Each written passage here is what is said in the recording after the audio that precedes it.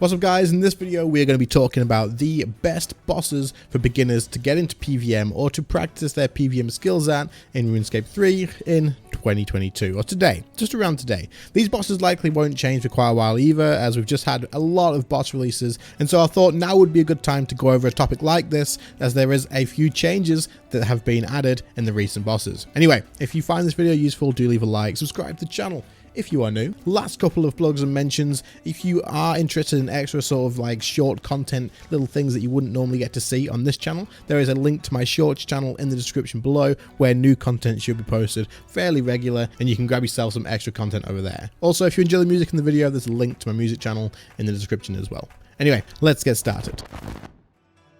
So these bosses we're going to cover in order of the ones that I would suggest you kill first, going through your way along and killing the other ones as well. However, the easiest bosses on this list I'm going to mention are going to be God Wars Dungeon 1 bosses. Now, we could talk about things like King Black Dragon, we could talk about things like the Giant Mole and all that sort of good stuff, and there's not really much point. Yes, they are bosses, but they're so old and so outdated that they're kind of ridiculously easy to kill these days, even with like the gear from those days. It just makes it so much easier. EOC completely wipes off the table, so there's not a whole lot of point talking about those bosses. So that being said, we're going to start off with the God Wars Dungeon 1 bosses. Beginners, you are going to have a great time here. The reason being is you can come here with easily level 70 weapons, which is like an Abyssal Wand, an Orb or something, which is like a few 100k, and then you can come here probably with easily like nearly no armor. Probably you could maybe grab yourself some Barrow's armor, which is going to be nice and easy to get, or you could get yourself the War Priest armor from the God Wars Dungeon like generals and stuff as well, and you'd honestly have an absolutely fine time here. You don't need to have overloads, you don't need to have curses, and you can definitely make a good amount of money here as well for your level. Not to mention, of course, if you do get any drops here, you can probably basically count them as an upgrade straight away. Say if you come here in some Barrow's armor, you kill Bandos for a little while using melee or magic or whatever, you get Bandos chestplate, that's an upgrade to your melee gear, or you can sell it off for a fairly decent amount of money at your level and save up to be able to then progress onto the next bosses. But these bosses are nice and easy. You need to get 40 kill count on the generals to go inside the room, and then other than that, you literally are going to be praying probably one combat style against them. For example, at General Grado, you'll be praying melee, and then it's a Zamorak, you probably won't even be using prayers. I believe not using prayers and using a Vampirism Aura is the best thing to do here. At Kriara, you'll be praying range, and at Saradomin, I believe you pray magic. So once you've done that, you go into the boxes, you attack them, you just practice on your DPS rotations, getting used to using Sunshine or getting used to using Berserk and stuff from melee, and then just working on getting used to your thresholds and all that sort of good stuff. There's no real reason to know about any defensives here. You could absolutely use things like Devotion to make your life easier, but other than that, there's not really anything else that you need to do. You're not going to get punished at all for not using defensives. It's just going to make your life a bit easier or more convenient if you do use Devotion, for example. That being said, these bosses are going to get boring a little bit quick, as there isn't a ton of mechanics. It's just pray the right thing and kill them as quick as you can, but this is great for learning DPS rotations, and that is going to be a major skill for moving on through other bosses.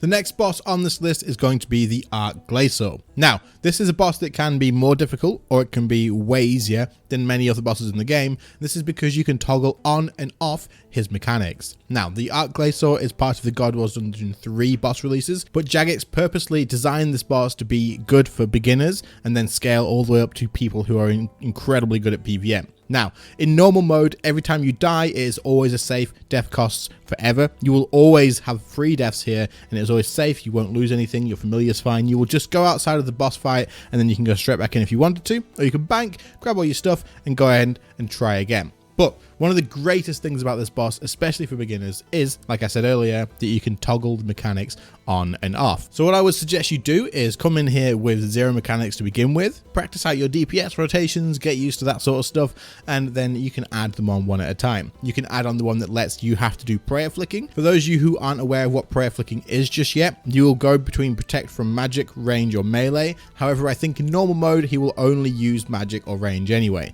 So you'll protect from magic, and then when he uses a different attack style, you'll protect from range, and then you go back to protect from magic when he uses the magic one again. You can notice this with the different animations that he does, and they become quite apparent, as the magic one has a blue smoke on his attacks and the range one has a green smoke on his attacks. Then once you get more comfortable with that, you can then add in another mechanic. There are a few mechanics that you can learn here, and they all teach you different things. For example, the one with the ice pillars that come down is going to teach you how to get better at positioning and stuff and deal with obstacles in your path that will deal damage. Another mechanic is going to get you used to using things like resonance or devotion and praying the correct combat style to deal with a massive amount of damage that you get dealt to you. So this is basically learning to deal with one of your first insta-kill mechanics, as this will kill you if you don't deal with it properly. So the big cannon beam thing that you are seeing on screen now deals a hell of a lot of damage, but if you use resonance, you will heal it instead. If you use devotion and protect from magic, you will completely block it. So you get used to using a couple of defensives here, and it is incredibly useful. The next one is going to be a DPS check, where he will put his arms down. You got to kill one of the arms to break free of it, otherwise you will take damage over time and die.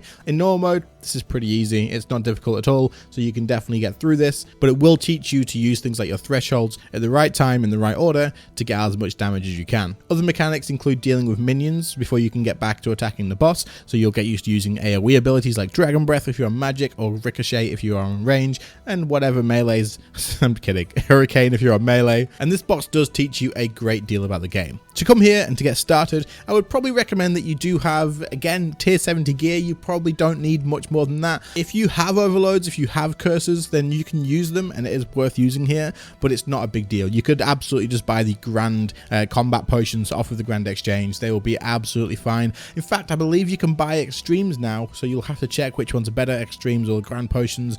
Either way, you can buy those on the Grand Exchange. You can use those, and that'll be absolutely sufficient for as long as you want to do normal mode, in my opinion. Moving on from there, once you've got used to those mechanics, I would suggest you make your way to God Wars Dungeon 2. Yes, you're going from God Wars 3 to God Wars 2. That's a big surprise. Well, God Wars 3, like I say, the Glacial was designed to be a learner boss, so it is great. But Vindicta in God Wars Dungeon 2 is going to be your next point of arrival. Vindicta is a great boss for learning, and honestly, it combines everything you've learned so far into one boss, and it's great for like a stepping stone into the next level. Now, Vindicta has some great mechanics that are going to make you have to use defensive abilities if you want to stay there longer than one kill each time. Yes, you'll be able to brute force your way through one kill, but you're going to use a lot of food if you do this, and what you want to do is deal with the mechanics properly by using things like resonance or devotion and debilitate, and make sure you're praying the right thing as well in the right situation, and then you'll get through the fight a lot easier. So these are the things you'll be practicing here alongside DPS. Having good DPS here is going to be really important, as if your damage is high, you'll get through the kill quicker, deal with less mechanics, meaning your food won't run out as quick as well. As for gear, I would recommend having probably tier 70 armor would be fine, like Barrow's armor or the Bandos or the God Wars Dungeon 1 armors, and then I would recommend probably having tier 80 plus weapons if you can. These are going to get a little bit more expensive than the tier 70s, probably a few mil each, but it's not going to be overly expensive where you can't reach it, like getting to tier 90s and things like that. Overloads and curses do help quite a lot here, like they really do, but again, they're not needed. You can definitely do this with just normal prayers and using things like the grand potions or the extreme potions from the Grand Exchange. As mentioned, Vindicta is going to have a few mechanics that you have to deal with with defensive abilities. For example, once you do enough damage to Vindicta, she is going to jump on her dragon, and then you are going to have to chase her around the room. She's going to attack you a couple of times, then fly away and put a line of fire smoke towards you. You want to get out of this, for one, so that's positioning that you have to practice, and then two, on her next attacks, you're going to get hit by melee, then range, and then melee again. So you can just protect from melee through this, as you do get hit by that twice, but that range hit is going to hit pretty damn hard. This is where you could either choose to just brute force it and just tank the range hits and eat it every time, or you could use devotion and change to range protect, which would block that completely, and then go back to melee, which will be bringing in your prayer flicks from the Glacial, of course, which is not going to be too difficult, as it's just one change every now and again.